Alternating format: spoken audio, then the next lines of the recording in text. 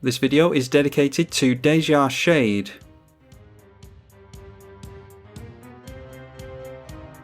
Teysa Karlov versus Nymris Oona's Trickster. Haven't seen that one before.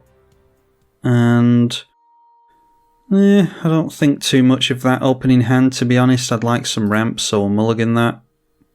And that is way, way better. I think we'll keep and risk getting rid of the Toxic Deluge. And alright, that is a Gilded Lotus that we could get down pretty quickly. Our opponent started off with Creeping Tar Pit, by the way. Let's go for... We'll grab ourselves a dual land so that we can go for the Viscera Seer. Or do we want to even bother with Viscera Seer this early on? Let's just go for the Hangerback Walker. And we'll probably just get a tap land out with the fetch. Lots of counter magic on our opponent's side of the field, I imagine, because they do want to play during our turn. So, are we going to play Teysa into counter magic? We need to make them use their counter magic, so yeah, let's go for it. And they had a miscalculation. So let's hit them for one with the Hangerback Walker, and we'll try to probably get out the Gilded Lotus next turn. Continuing to hold up blue mana with 4 cards in hand now. That is a Cartel Aristocrat for another sack outlet. Gilded Lotus being allowed to come down, so we'll go for the Viscera Seer and we'll put a plus counter on the Walker as well. And our opponent continuing to hold up. I'm gonna hope that they don't have any counter magic for us. Win the flip this time with the Mana Crypt. Alright, there's a Vamp Tutor. So that's probably for on our opponent's turn, try and force them to counter us on their turn. And our commander is allowed into play. So we'll just leave it at that, I think. And that's Vraska's Contempt. I think we can go for the Vampiric Tutor in that case. Yeah, let's just leave the Vampiric Tutor for now. We want to try and exhaust all their resources. They're down to 4 cards on their turn. Let's sacrifice and scry. That might help us to determine if we want to go for the tutor or not. Land on top we certainly want on the bottom. And again, passing straight through their turn. Put a plus counter on the Hangerback Walker. And go for the Vamp Tutor, see if they want to counter us. Apparently not entirely sure what I actually want to go for here. Maybe the Liliana. Could always try the Clamp, I suppose. Or I suppose Necropotence is the one to go for. Yeah, let's go Necropotence. And obviously draw into that. We'll use the mana from the artifact. And deciding on Mystic Confluence, so they can choose the same mode more than once. So they can force us to pay 9 for this if they want to.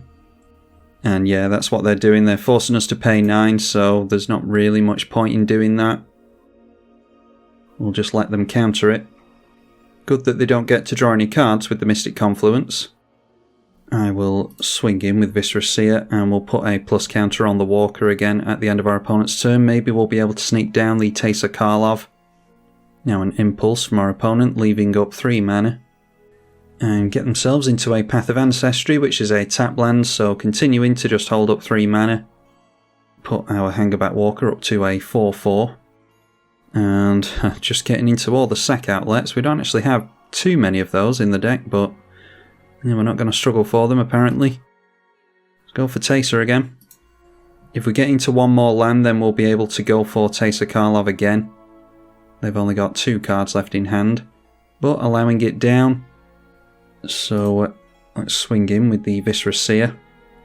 I'll go for the Hangerback Walker again at the end of our opponent's turn, and I might be tempted to sacrifice it.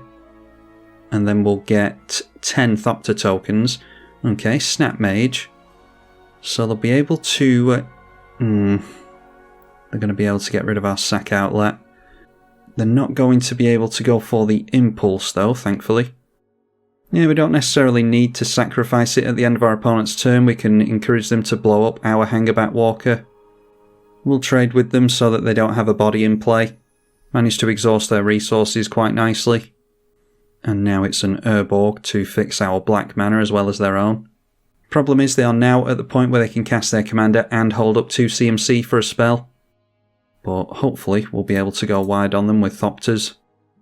Alright, and there is a land. Let's go for the Phyrexian Altar. And the stats on this, it's a 1/6 with flying, so no death touch or anything. Yeah, I think I'd rather just have the extra counter on the Hangerback Walker. We're only getting 2 points of commander damage if we swing in there. And that is their commander. They get to scry 1 thanks to the Path of Ancestry. And now the card advantage will begin for them. Decides to hang back with the 1/6, and we'll go for the Hangerback yet again. Then if we're going to start swinging in, yeah, we need to start doing something to our opponents, so let's sacrifice it now, and we'll get 12 Thopter tokens, thanks to the double death triggers. Won the flip a few times with Mana Crypt now. We're about to gain a bunch of life from the Thopters. That might be a good draw. We can sacrifice 5 creatures and make the indestructible Ormondal. Yeah, that might be the thing to do here. Definitely has haste, doesn't it? Flying, lifelink, indestructible and haste. Yeah, I think that's the way to go. So sacrificing 5 creatures and the Westvale Abbey gives us the Ormondal. And now it's time to start swinging in and gaining some life. I'll go in with Teysa Karlov as well. They might have something like Ether Spouts or something. So I'll hold the Teysa back. Okay, Mystical Teachings. Search for an instant or a card with flash, and that has flashback. And then that triggers the Nymris as well, of course. So this is where they start refilling their hand on us. A Disrupt goes into the bin. And they tutored for Recoil. Return a permanent to its owner's hand, and they discard a card, so they're worried about the card that we're holding on to. Just another sack outlet for them. So do they go for it now is the question. Blocking one of our Thopters, and then bouncing the land back to our hand. We'll discard the Cartel Aristocrat. We'll have to hope that we don't have to discard Westvale Abbey. We go back up to 25, and we've got 6 Thopters left. 3 cards in hand now. I'm passing through the turn again. Let's shuffle things around and pull a land out of the bin, or out of the library even. And that is another land for us, so let's go Westvale Abbey, see if they can counter this ability. Losing all of our tokens doing this, but we're fighting a losing battle anyway. Just swing in with the demon, see if they've got removal. That is a Spectral Sailor, which they'll be able to draw a card with if they want to. They've put a land in the bin. Sats will at the end there, so they make us sacrifice that big demon. They get Thrall tokens and exile our graveyard. So that's probably pretty close to us being done. This is your typical blue say no to everything deck. See if they can actually win anytime soon though. Just passing the turn over to us again. And that's Plumb the Forbidden. Yeah, probably could have done with that sooner than now. But we'll keep hold of it. Decided not to do anything, including not drawing a card with the Spectral Sailor, curiously. Now, did we sacrifice this Thopter token with Plumb the Forbidden to draw a couple? Probably take it through one draw step.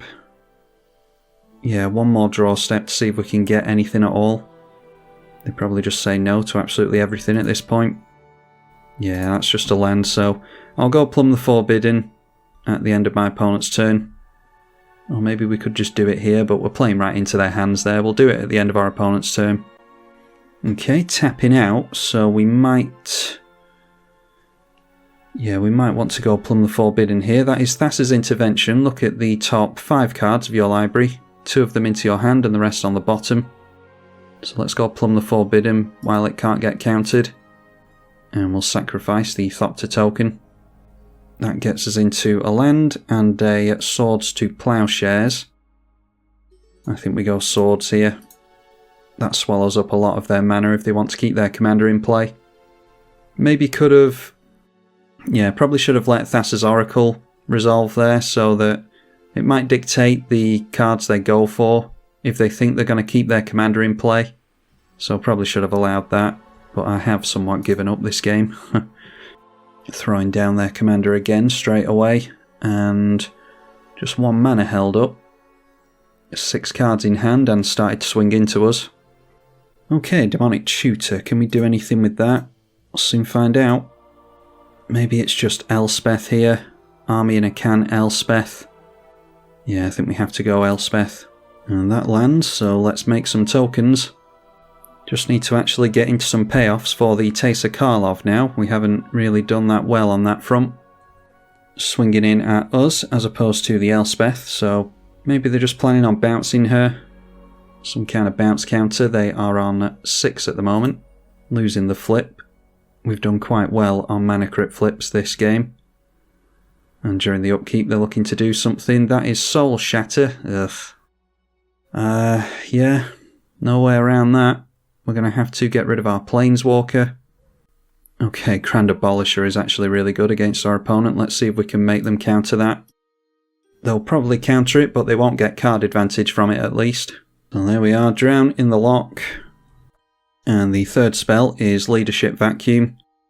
Returns a commander they control to the command zone and draw a card. We don't have any real upside to sacrificing it here, so yeah, just let it happen. They went for cycling a Censor there, and then they've gone for Bojuka Bog to exile our graveyard, swinging in at us for 1 in the air. Not entirely sure why they're not swinging in with their commander. I don't really see what the threat is there. We don't have any flyers, and we don't have any cards in hand, so yeah, anyway. Okay, an Enlightened Shooter, let's go for our commander again. Enlightened Shooter for Skull Clamp is our last ditch effort, and Teysa Karlov is allowed into play. Could swing in to gain 3 life with the soldiers, but we lose one of them to the Nymris. That's probably why they're holding it back, so that we don't keep swinging in and gaining a bunch of life with soldiers. And go for the throw onto our commander. So we wouldn't have gained life anyway, we would have lost the lifelink. And then a Mystical Teachings. Let's go for the Enlightened Shooter. Yeah, probably shouldn't actually, because we have to show our opponents what we go for with Enlightened Shooter. I mean, they've got Counter Magic held up anyway, I dare say. This game is well and truly done. They grab themselves a Dirge Bat. Destroy a target creature or planeswalker an opponent controls when it mutates. They might use that on their commander to buff it. Just swinging in with that 1/1 again. So let's hope that of the 7 cards that are in their hand, they can't counter anything. Get bolted by Crypt. Play the Skull Clamp. Clamp gets countered as we knew it would by a Voracious Great Shark, so they get a 5/4 into play as well. And a Merfolk Trickster as well. When it enters, tap a creature an opponent controls, it loses all abilities. And they go for Deadly Rollick on one of our tokens so that we can't block with as many tokens. They can do that for free thanks to having their commander in play. And then if they can bounce this next one, yep, Sublime Epiphany. And that makes a copy of the Voracious Great Shark as well. So there we are, good game to our opponent. Hopefully you all enjoyed that. Hopefully you're all enjoying the return to 1v1. Let me know in the comments section if you are or not. I'm tribalkai on the EDH channel. Thank you for watching.